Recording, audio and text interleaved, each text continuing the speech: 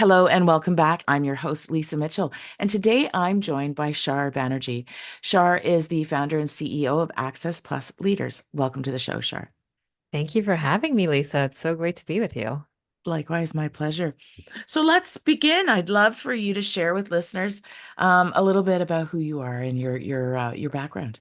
Yeah, sure. Thanks so much. So, my name is Shar, as you mentioned, and I'm the CEO of Access Plus Leaders. We are a boutique leadership development and training company. We focus on leadership development training at large with a special focus on sales and revenue teams. I myself am an ex-head of sales of a tech company. And so I bring to the table that focus and that sort of viewpoint, call it, on the importance of sales and the importance of skill development within salespeople and skills development and leadership development of revenue leaders at large. Okay. So tell us a bit about your sales career. Like, how did that transpire? Did you go into that straight out of school or? Yeah, no, I knew exactly what that I wanted to be a salesperson when I was a little girl. You Not, did. no, that's Oh, a you joke. didn't. Oh. That's, you know what? The funny thing is, most people in sales had no idea that sales was a career before they got into it. Most salespeople landed into this role by accident. Like they just fell for it. Like there is no university that sort of teaches sales as, a degree. And so I find that a lot of people kind of just found their way to it. And I'm one of them. And so I think one of the basic things for me that I learned is that I got into sales just with this idea of I think I'm good at talking to people. Like I think I enjoy being curious about other humans. And I think that this is a special superpower of mine, but I'm not sure about it. And that's kind of when I landed into my first sales role. And, lo and behold, it was easy. Like a lot of the conversations were easy and a lot of the sort of symptoms of easy conversation were happening to me, which is that people were buying what you offer, except that you don't see it in that lens until somebody points it out to you to say, hey, I think you're actually Mm, really good at sales. Um, and so my sales career kind of started all the way from university. I was in one of those call center environments and mm. Oh, that's my um, background too. oh Yep. Yeah. yeah. And it was fun and hard and so interesting, the psychology of what works and what doesn't work. Fast forward to, many years later, multiple career paths later, I joined a tech startup and I was head of sales of that company for nearly a decade. And I learned a lot. Like I learned a lot about sales process, people, technology, all of the things, the ins and outs of revenue first, as an individual contributor, but then also as a manager, and then as an executive, thinking strategically about revenue. So it's definitely a very beautiful spot that I hold in my heart for sales at large, and revenue is, I mean, it's the heartbeat of every organization, right? Yeah. Um, Yeah. and now I see, Absolutely. and now I see that heartbeat as like connected to so many people, because without the people understanding why it's important and how it shows up, it really, you can't really have a healthy heartbeat. Yeah, sales is such an interesting beast, right? For the people outside of sales, they're often like, "Oh, they get all the fun stuff and all the budget and everything," which is true in a lot of cases. And then the sales folks are, meantime, hard driving and very numbers focused and yes, many of them seem to fall into it. It's because I've supported sales and done a lot of developed sales training and really really enjoyed. I never did it myself per se until I went out on my own, but supported it for years. So I have some interesting sort of perspective on it, you might say, right? Kind of Yeah, being part yeah, of it and not really. So when it comes to sales training, what did you learn was the most effective approach yeah. over the course of your career? That's such a good question. The thing is, you think that sales training is something where you put somebody in a course and it's a skill. Like you can pick up a skill and, that's it, right? Like you learn, you don't know how to do X, so then you go to school to learn how to do X and therefore you go do it. Yes, that's true. And there's more to it. So the way that I think about it is that there's almost this mental school that you have to go to, like the resilience of you, the agility of you, the competitive nature, all of that, the inner monologue, the knowing how to deal with rejection, all of that inner stuff is sales work. in addition to the skills, the psychology, the tactics, the human element of a conversation. So I kind of see it as two parts, right? Like the inside of you and then the skills that deal with kind of like the outside stuff. I would agree. It's interesting because I think because we're both coaches, that's partly Totally.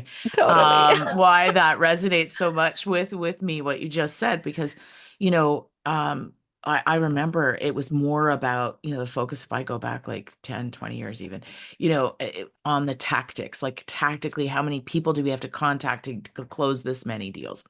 Yes. um it was really that numbers game. And there was, we talked about, there was par training, probe, align, raise. There was, different kinds of training that would come in, that would teach you about how to do discovery and how to connect with people on a human level, certainly. Mm. But then there was a very big focus on quickly moving to business and kind of staying there until you closed. So what I'm hearing from you is there's this inner piece, this heartbeat piece. Maybe you could expand on like an example that you can think of where Yeah. that, you know, really came into focus, right? Where somebody became more successful because of this dual focus. Well, see, so this is the layered approach to this whole topic because a human is responsible for the bottom line of a company. Yeah, sure, at large, there's, thousands of humans that are responsible for the bottom line of this company. But at its singular focus, the person, let's say, who's calling customers or is interacting with customers, that person itself is an entire universe in themselves. They're made up of relationships external to the company. They're made up of conversations and partnerships that their boss has no idea of. They've got experiences that are private and that shape them on the daily. And so herein lies like this other thing that lies on top, which is how effective that one human is a direct consequence as well of the leadership that supports them.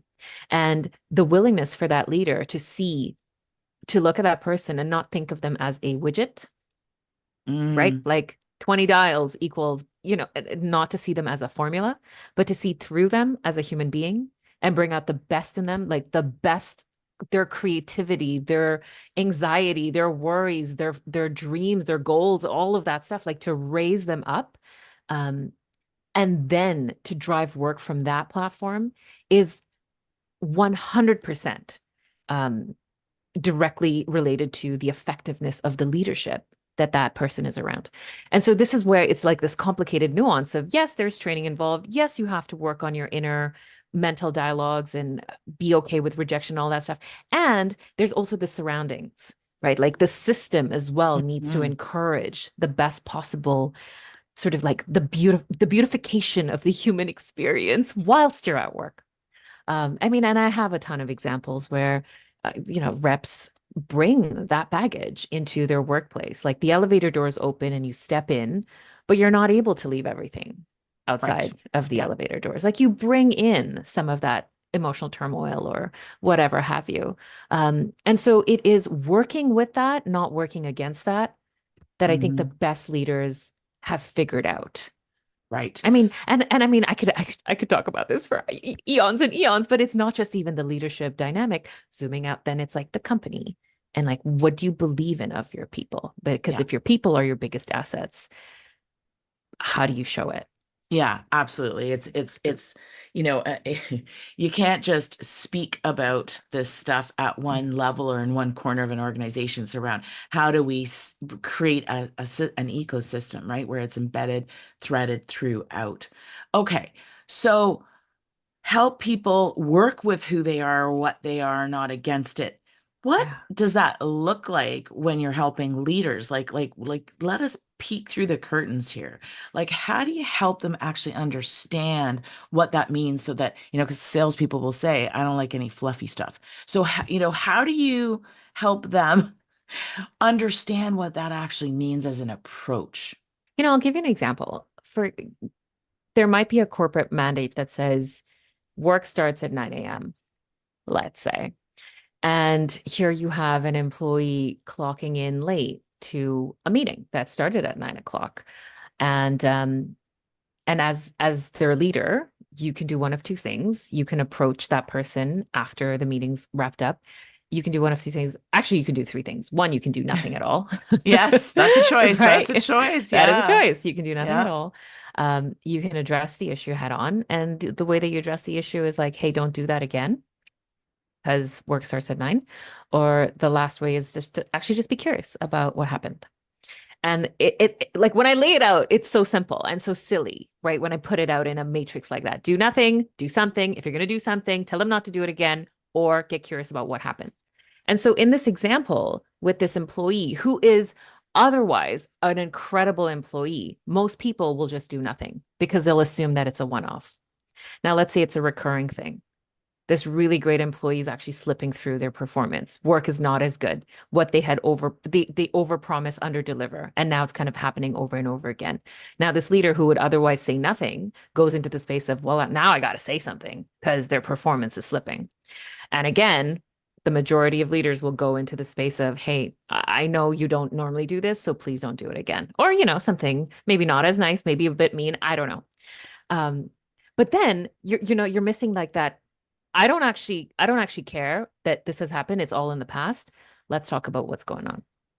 Right. And like to invite vulnerability into the conversation, to just invite them to be anything that they need to be in order to express to another human about what's happening. I often say, like, what happens if you actually remove titles from a private conversation and Mm, you see the human as they are? Like, at the end of the day, the only thing that separates us people from one another, it's not our titles and all that stuff. It's like, it's just the roles and responsibilities that we hold in an organization. yeah, Otherwise, we are all absolutely. equal, right? Yeah, 100%. That's when I do a lot of, team coaching with executive groups and leaders of all stripes, to be honest with you. And that's one of the things we talk about is makes me crazy when somebody sort of shows up and they're talking about subordinates, my subordinates, and that, I don't see that often, but it still sneaks in sometimes. There's no such thing as superior, inferior, subordinate. We are people, and everybody simply has a different role to play, Yeah.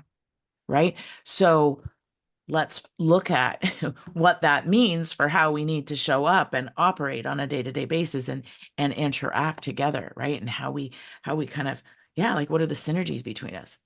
Yeah. Yeah. Interesting. Okay. So when it comes to this whole what would it look like? So I'm hearing you basically make a case for not saying nothing, which is a choice and which communicates a whole slew of probably negative assumptions for people, right? When you say nothing, like the Yeah. leader who comes in doesn't bother saying hello, people think they're grumpy, they don't like me, I'm getting fired. And they're just having Yeah. a bad day. That's all it Yeah. was. Yeah. So you're advocating for somebody to be curious, lean in, ask how how's it going? What's happening for you? I noticed you were Yeah. late. Yeah. Um, what about the leader or leaders in an organization that say, okay, sure, we're too busy. We don't have any time for that. We simply people need to be grateful they have a job and show up on time. Yeah. Right? Because this happens. I can there's leaders I know that have Yeah. said that to me. Yeah. So here's the thing. I think at the end of the day, unless we're talking to a team of heart surgeons, there is no life that is on the balance, right? I think that perspective gets lost a lot in calendars and deadlines, and this is due and Mm, this is urgent. And there is most of the time, there is nobody's life hanging in the balance. And I think that mm, perspective is so necessary in these environments where we feel up to over our neck in stress and pressure and right. Yeah. tension, right? Going back to that example of that employee who was otherwise really, really great, stand out no less, who kind of like had a dip in performance, who was showing up at 9:15 instead of 9 o'clock. A few questions of discovery. And by the way, discovery, I could get into a whole other topic because sales discovery is a thing in sales, but Yes. discovery is also a thing in leadership when Yes. you talk to your people. And discovery isn't, hey, let me Mm, go through a checklist of what questions or why questions, or, here's my standard. I'm going to ask why 3 times in a row. It doesn't work like that. Like, it is not a formula. Yes, it's a formula and it's got yeah. to be delivered in a way that's authentic and true to your own expression. in that one case study of that one person who was late, true discovery of what was actually happening led to the revelation that this person was actually a new dad. And they didn't feel comfortable sharing that information with their team, so nobody kind of knew what was coming and what was upcoming for this person. And he managed to hide it pretty well because he had a family unit and his partner kind of took care of all of this kid stuff. But it just so happened that the partner was extremely ill. And so dropping off and picking up kind of landed on his shoulders for, call it like a couple of weeks while they were going through terse family issues. And that's all it was. It was like he just wasn't able to make it on time because of traffic. And now that his leader knew that, instead of being like, "Hey, when is this going to end and we'll suffer until you're ready?" It was like, "Oh, that's it. Let's have the meeting start at 9:30." Without even then informing anybody about why, like obviously just checking with everybody that that was clear. And that one little thing saved his there was almost this like dignity that got saved. Yeah. He was not ready to share with the world that this was his own personal problem. And for whatever reason, right? Like you don't have to be an open book to everybody. But that his leader saw that within him and said, I'm going to help you find dignity back in this role that you love. Like, let me make that change for you. Yeah. And that's all it was.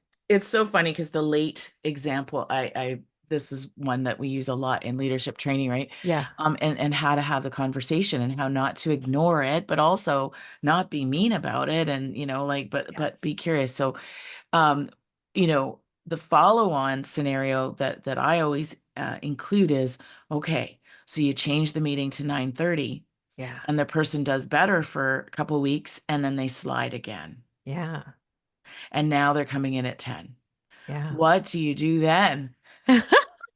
What are your thoughts around that? Like, and not so much on how to handle it, but how do you help leaders with that? Like, Yeah. what's been your experience that like what's the most effective? Talk, don't assume. There you go. Talk, Yeah, don't assume. yeah, Talk, don't absolutely. assume. That's it. Like there's literally the assumption comes easy. It is easy to go into another closed door meeting with other leaders and vent about people who are not listening to you. Like that's easy to do. It's harder to just talk Yeah, and keep that space open yeah, between you and your people. I agree. Talk, don't assume. So just want to underline that for listeners because I think that that's probably in a lot of cases the number one growth edge for leaders that I Mm, work with, right? Is to drop, like notice when you're having assumptions. Ask yourself, what assumptions am I making before you go and respond to a situation or somebody where you could damage it if you're holding an yeah. assumption. Yeah, But they're very here's but dangerous. here's the other really cool thing about what you just said. Like figure out what your assumptions are. That comes from self-leadership too. Yes, it does. Yes. Right. And the self-leadership component to this whole thing is like, how did you grow up? What are the stories that you're making up? Where does it come from? What do you know to be valuable within that you are holding so tightly on for somebody else? Right. Because often leaders get this like, they get into the grumble, into the anger, into the frustration because they feel that somebody else is violating a value of theirs that they're holding on so tightly to. Hmm. And that's the turmoil of this entire thing is that that value is yours and it's privately yours. And then distinguishing that from somebody else's value, that insight alone, oh my God, creates so much peace and harmony within. Yes. Yeah. Yeah. Yeah, it's interesting. So, listeners for this show tend to be, senior leaders in HR and Yeah. L&D and talent, and they know this stuff. They probably train on it themselves. Like, Yeah. so I'm curious with the sales or revenue angle. Mhm. Sales leaders, I've supported one in my history, really hard driving, tough cookie, kind of aggressive in a lot of situations and could be very, very bottom line. And so I've sort of got that person in my mind's eye. So I'm curious, like, what would be your advice to listeners around if you've got this sales leader who's saying, look, this is a bottom line place. We don't have, time to learn how to see the person and get curious and all that. Like we need to just drive on those results. So they're still sort of insisting on that more old school way or focus on numbers. What are your tips on how to influence them and help them see the light, the benefits? Look, here's the thing. Everybody's got their own growth progression. Everybody will figure out what they need when they need it. You can't force somebody to see it your way, right? Like, Correct. case in point, what we were just talking about. You cannot force anybody to see it your way. I would say the only thing that I would encourage somebody who is curious about inviting different elements to the way that they lead, I would actually invite them to be that hard hitting, numbers focused, aggressive human because it served you so well, but be that for the right audience. So perhaps if you're reporting up to a board or reporting up to a senior executive team that they only want to do the binary, ones and zeros, and I don't want to talk about emotion, like this is all very, pass or fail. Be that, be that identity for that crowd. But to be that one identity for the people who have to feel that you have their back, it may not work. Or you may get the nods, you may get the, oh, great, like they're listening to me. But I question whether or not you have their hearts.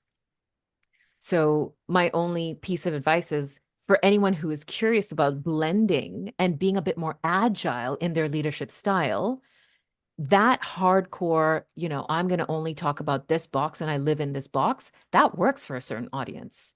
But know that that is only a part of leadership. There are other dimensions of leadership that you can shine a flashlight on if you're ready for it. And it's tricky because some people are simply going to say, I don't know why I would need this. So if you're internal to an organization or external like us, like it's how do you make the case for them to see people as whole, right? And people that do not leave baggage at the door when they walk into the Yeah. workplace, whether it's virtual or in person.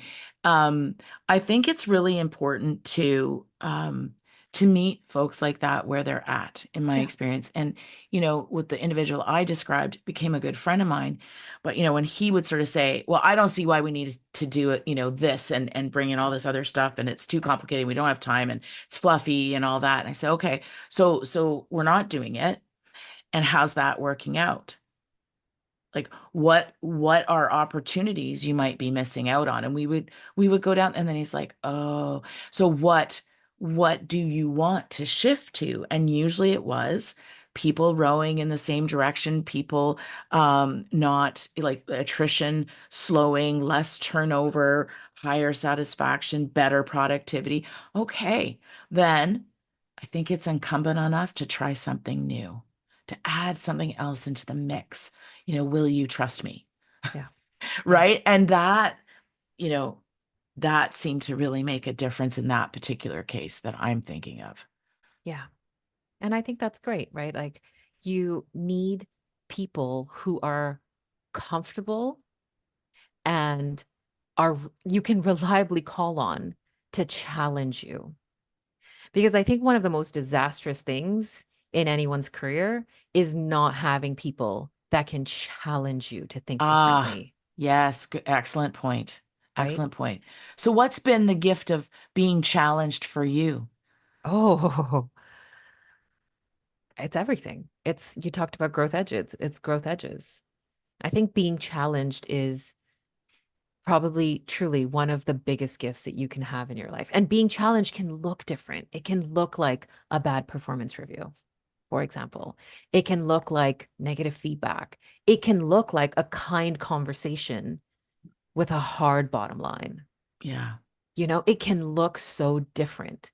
And I think the coolest thing is if you are able to parse out where the growth is for you, minus all of the emotional stuff that comes with hearing something that's hard to hear, and then creating a plan, right? Like where do you want to grow into? Who do you want to grow into?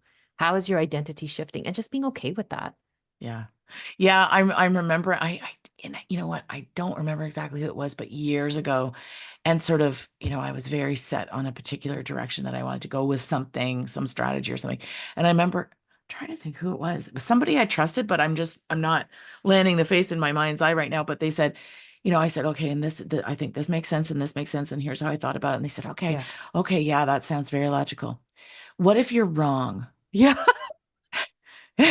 And I was like, I'm not wrong. You know what I mean? Like this is sort of the initial reaction. What Yes. do you mean? What do you mean? I just made a case for how well thought out this was. And it Yes. was more around, and I'm like, huh, okay, that's interesting. So that was because I'm such an optimist and thorough in my analysis of things. I sort of was like, okay, that's good. And I've learned over time, for me, my growth edge has been not to just take things at face value and to intentionally poke holes and walk around things to see what could go wrong.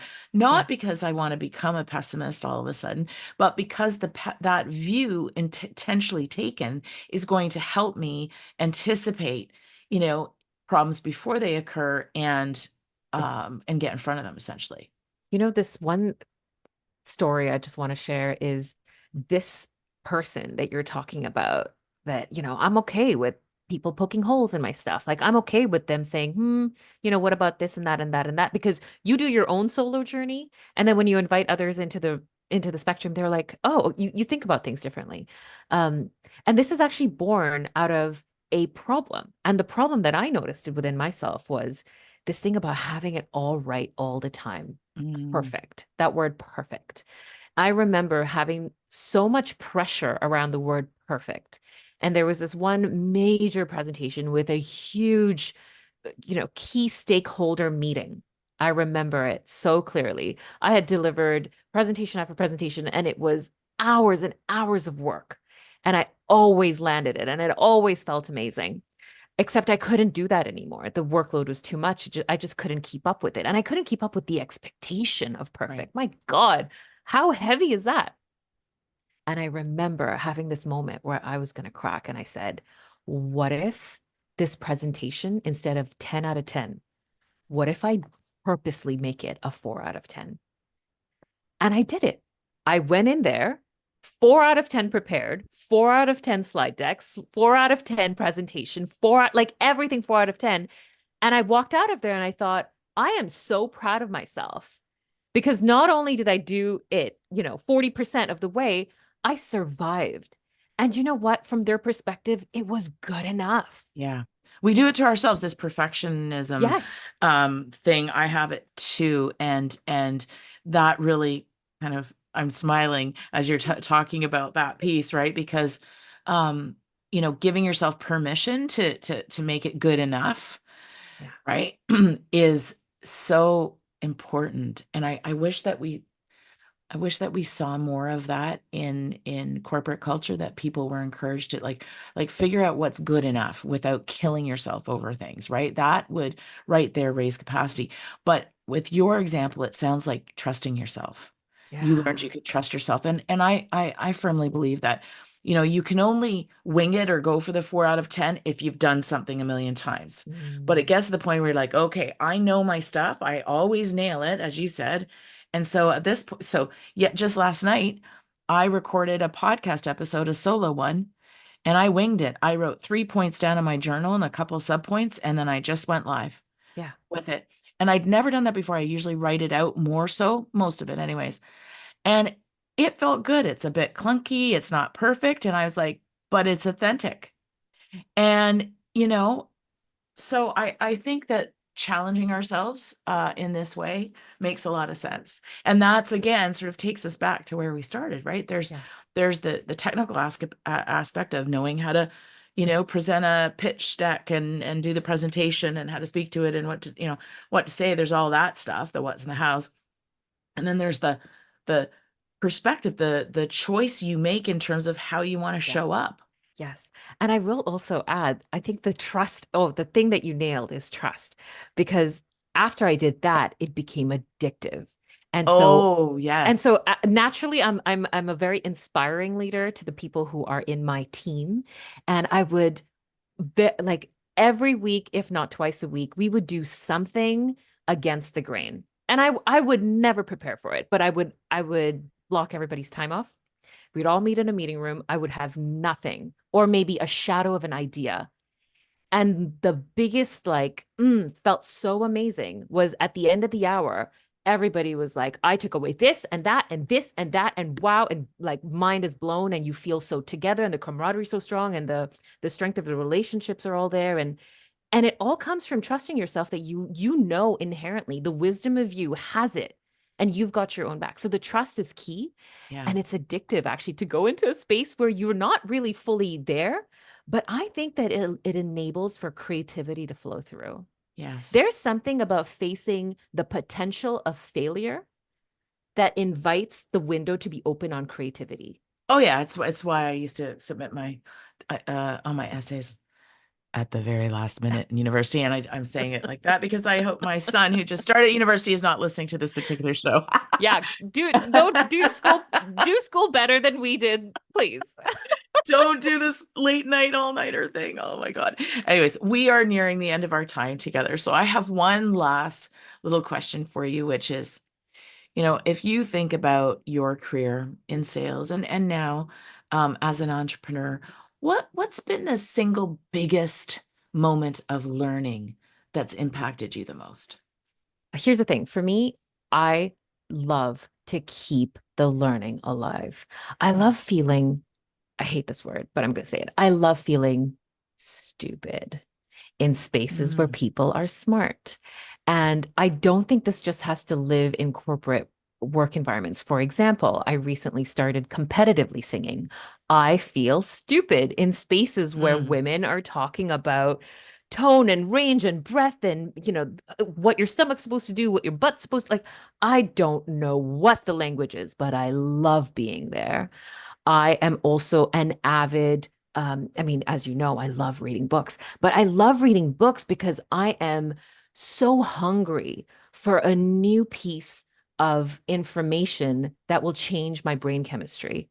So for me, anything to do with learning something new in and outside of work brings me alive. It really does. Mm. And then sharing that knowledge with the world. Because like, I sort of think about like, if I only know 1% of the world's information, there's 99% that I have no access to unless I'm actively getting in those spaces. So I don't know. I didn't really answer your question, but my big thing is just keep learning, because Just keep, learning yeah. is growing, Yeah. and Yeah. learning is growing, learning is failing, learning is developing, learning is everything. Yeah. And you're never done. You're never done. Yeah. Yeah. The day you think you're done, you're done. Oh, I Right? love that. Yeah. Yes. Yeah. Yeah. Excellent. Well, thank you so much for coming on the show today and sharing a bit about who you are and what makes you tick. I appreciate it. Thank you, Lisa. This was so, so, so lovely to spend some time and spend this energy with you. It has been Yeah. great. My pleasure.